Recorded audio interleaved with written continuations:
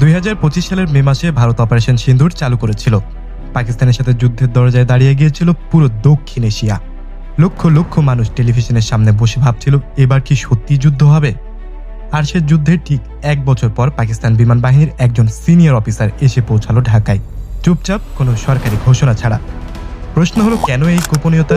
বাংলাদেশ কি সত্যি পাকিস্তানি যুদ্ধ বিমান কিনতে যাচ্ছে? লালমনিরহাটে কি পাকিস্তানি রাডার বসবে? আর এই পুরো ঘটনা বাংলাদেশের জন্য কি মানে রাখে?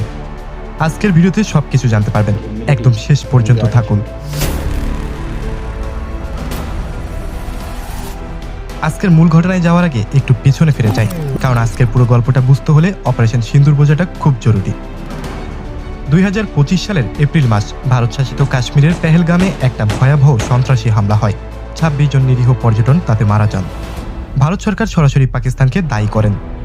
এরপর 7 মে 2025 ভারত চালু করে অপারেশন সিন্দুর।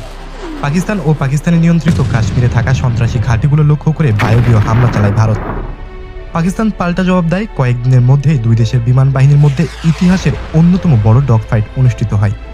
সুইজারল্যান্ডের সামরিক গবেষণা সংস্থার রিপোর্ট বলছে, প্রথম দিকে পাকিস্তান বিমান বাহিনী কিছু সাফল্য পেয়েছিল, কিন্তু পরে ভারতের এয়ার ডিফেন্স সিস্টেম পাকিস্তানকে কার্যত থামিয়ে দেয়।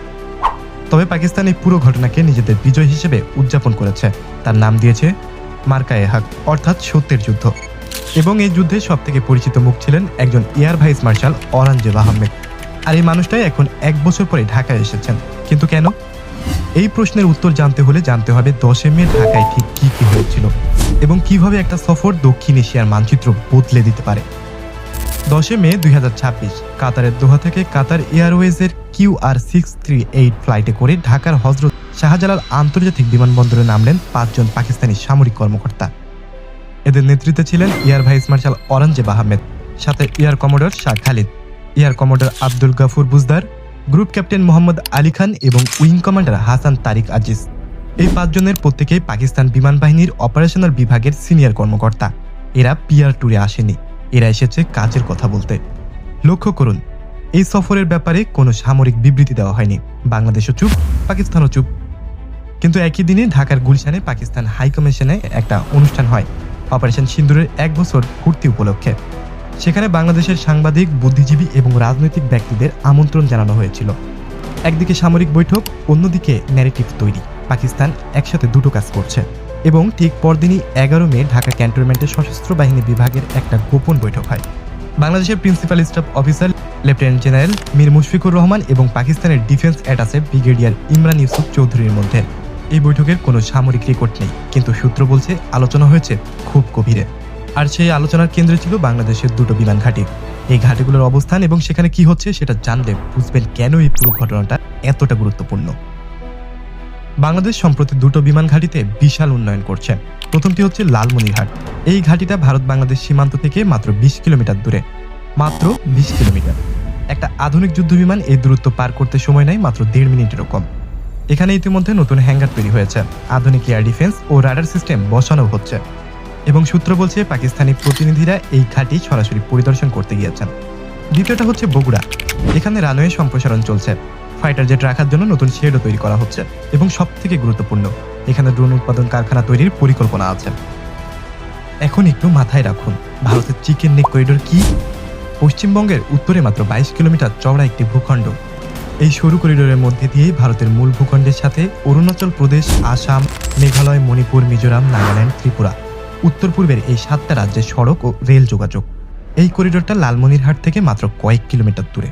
যুদ্ধের পরিস্থিতিতে যদি কেউ এই করিডোরকে টার্গেট করতে পারে, তাহলে ভারতের উত্তর পূর্বকে 7টা রাজ্য থেকে বিচ্ছিন্ন করা যাবে। এই কারণেই লালমনিরহাট ঘাঁটি ভারতের কাছে এত সংবেদনশীল, এবং এই কারণেই পাকিস্তানের এই সফর ভারতকে এত চিন্তিত করছে।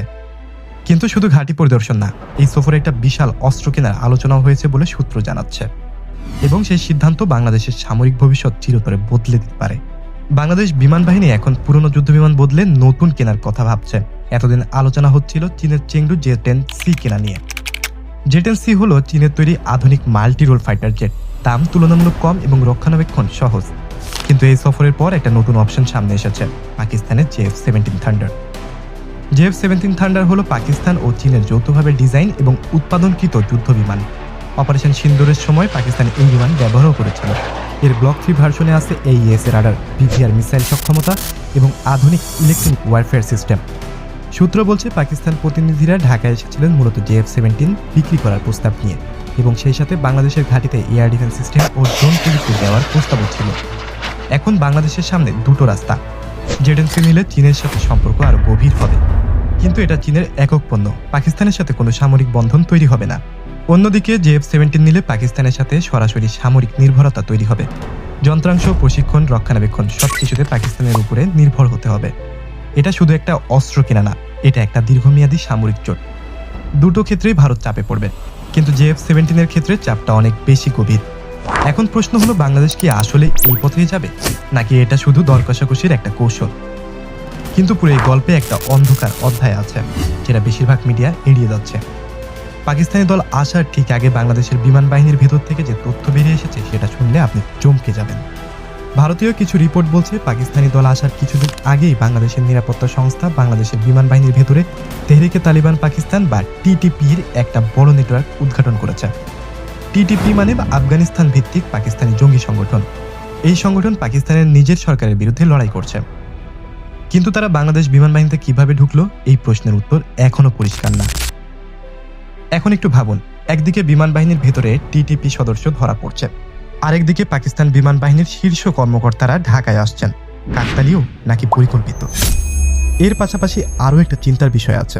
বিশ্লেষকরা বলছেন, পাকিস্তানের ISI মানে ইন্টার সার্ভিসেস ইন্টেলিজেন্স 2024 সালে শেখ হাসিনার পতনের পর থেকে বাংলাদেশে তাদের কার্যক্রম অনেক বাড়িয়ে দিয়েছে।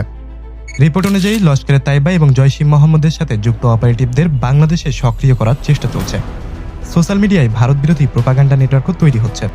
বট নেটওয়ার্ক দিয়ে বাংলাদেশের জনমত প্রভাবিত করার চেষ্টা হচ্ছে। এটা শুধু সামরিক কূটনীতি না, এটা একটা মাল্টি লেয়ার অপারেশন। সামরিক, কূটনীতিক এবং তথ্যযুদ্ধ সবকিছু একসাথে। এই পুরো চিত্রটা মিলিয়ে দেখলে একটাই প্রশ্ন জাগে, পাকিস্তান কি শুধু বাংলাদেশের বন্ধু হতে যাচ্ছে, নাকি বাংলাদেশকে ব্যবহার করে ভারতের বিরুদ্ধে একটা নতুন ফ্রন্ট তৈরি করতে যাচ্ছে? এই প্রশ্নের উত্তর বুঝতে হলে আরও বড় ছবিটার দিকে তাকাতে হবে। 2024 সালে বাংলাদেশে কি পরিবর্তন হয়েছে এবং সেই পরিবর্তন কিভাবে দক্ষিণ এশিয়ার ভূরাজনীতি বদলে দিচ্ছে। 2024 সালের আগস্ট মাস, দীর্ঘ 15 বছর ক্ষমতায় থাকার পরে শেখ হাসিনাকে ক্ষমতা ছাড়তে হয়। বাংলাদেশে আসে নতুন সরকার। শেখ হাসিনার সময়ে ভারত বাংলাদেশের সম্পর্ক ছিল অত্যন্ত ঘনিষ্ঠ। দুই দেশের মধ্যে নিরাপত্তা, সহযোগিতা, বাণিজ্য, ট্রানজিট সবকিছু চলছিল মসৃণভাবে। কিন্তু 2024-এর পর সেই সমীকরণ বদলে যেতে শুরু করেছে। নতুন বাংলাদেশ সরকার স্পষ্ট করে দিয়েছে, তারা বহুমুখী বৈদেশিক নীতিতে বিশ্বাস করে, মানে শুধু ভারতের উপর নির্ভর না করে চীন, পাকিস্তান, মধ্যপ্রাচ্য সবার সাথে সম্পর্ক রাখা। এটা নীতিগতভাবে ঠিক হতে পারে, কিন্তু বাস্তবে এই নীতি বাস্তবায়নের সময় পাকিস্তান সবথেকে বেশি সুবিধা নিচ্ছে। 2024-এর পর বাংলাদেশ পাকিস্তান সম্পর্কে যা হয়েছে, সেনাবাহিনী পর্যায়ে বৈঠক, নৌবাহিনী পর্যায়ে বৈঠক এবং এখন বিমান বাহিনী পর্যায়ে প্রথমবারের মতো আনুষ্ঠানিক বৈঠক। এখন একটু ভাবুন, 3টা সামরিক শাখা একের পর এক বৈঠক করছে। এটা কি শুধু সম্পর্ক উন্নয়ন, নাকি একটা পূর্ণাঙ্গ সামরিক অংশীদারের দিকে যাত্রা? কিন্তু এই পুরো গেমে সব থেকে বড় প্লেয়ার হয়তো পাকিস্তান বা ভারত কেউই না। আসল খেলোয়াড় হলো অন্য কোনো একটা দেশ, এবং তাদের কৌশলটা বুঝতে হলে পুরো ধাঁধার সমাধানটা আপনি পেয়ে যাবেন। JF-17 যুদ্ধবিমান পাকিস্তান এবং চীন মিলে বানিয়েছে। বাংলাদেশের ঘাঁটিতে বসছে চীনা প্রযুক্তির রাডার। লালমনিরহাটের উন্নয়নে চীনা বিনিয়োগের কথাও আসছে, মানে পাকিস্তান যা নিয়ে আসছে তার পেছনে সর্বত্র চীন। চীনের স্টিং অফ পালস কৌশল নিয়ে হয়তো আপনি শুনেছেন, ভারতকে চারিদিক থেকে ঘিরে ফেলার কৌশল। পশ্চিমে পাকিস্তান, উত্তরে তিব্বত, দক্ষিণ পশ্চিমে শ্রীলঙ্কা এবং মালদ্বীপ, পূর্বে মিয়ানমার। এখন যদি পূর্বে বাংলাদেশও যুক্ত হয়, তাহলে ভারত কার্যত চারিদিক থেকে ঘেরাও। এই কৌশলের সব থেকে গুরুত্বপূর্ণ পয়েন্ট হচ্ছে লালমনিরহাট বিমান ঘাঁটি, ভারতের চিকেন নেক করিডোরের ঠিক পাশে। চীন চায় এই পয়েন্টটাকে তাদের কৌশলগত বলয়ের মধ্যে নিয়ে আসতে। পাকিস্তানকে দিয়ে সেই কাজটাই করানো হচ্ছে। এটা শুধু বাংলাদেশ পাকিস্তানের দ্বিপাক্ষিক সম্পর্ক না, এটা চীনের বৃহত্তম ভূরাজনৈতিক কৌশলের একটা অংশ, এবং বাংলাদেশ চাক বা না চাক এই একটা বড় খেলার গুরুত্বপূর্ণ গুটি হয়ে উঠেছে। তাহলে সব মিলিয়ে কি বোঝা গেল? প্রথমত, বাংলাদেশ ও পাকিস্তানের মধ্যে প্রথমবারের মতো বিমান বাহিনী পর্যায়ের আনুষ্ঠানিক সহযোগিতা শুরু হয়েছে। দ্বিতীয়ত, বাংলাদেশ JF-17 যুদ্ধবিমান কিনতে পারে, যা পাকিস্তানের সাথে দীর্ঘমেয়াদী সামরিক নির্ভরতা তৈরি করবে। তৃতীয়ত, লালমনিরহাট ও বগুড়া ঘাটির উন্নয়ন ভারতের জন্য সত্যিকারের কৌশলগত হুমকি। চতুর্থ, এই পুরো ঘটনার পেছনে চীনের বৃহত্তম স্টিং অফ পালস কৌশল কাজ করছে। পঞ্চম, বাংলাদেশ এখন একটা বড় সিদ্ধান্তের সামনে দাঁড়িয়ে আছে। প্রশ্ন হলো, বাংলাদেশ কি ভারসাম্যের কূটনীতি ধরে রাখতে পারবে, নাকি একটা নির্দিষ্ট শিবিরে ঢুকে পড়বে? এই প্রশ্নের উত্তর হয়তো আগামী কয়েক মাসেই পরিষ্কার হয়ে যাবে। আপনার কি মনে হয় বাংলাদেশের কোন পথে যাওয়া উচিত? নিচে কমেন্টে জানান, আমি প্রত্যেকটা কমেন্ট পড়ি। ভিডিওটা ভালো লাগলে লাইক করুন, বন্ধুদের সাথে শেয়ার করুন, আর এখনও সাবস্ক্রাইব না করলে এখনই করুন। দক্ষিণ এশিয়ার প্রতিটা বড় ঘটনার গভীর বিশ্লেষণ পাবেন শুধুমাত্র আমার এই চ্যানেলে।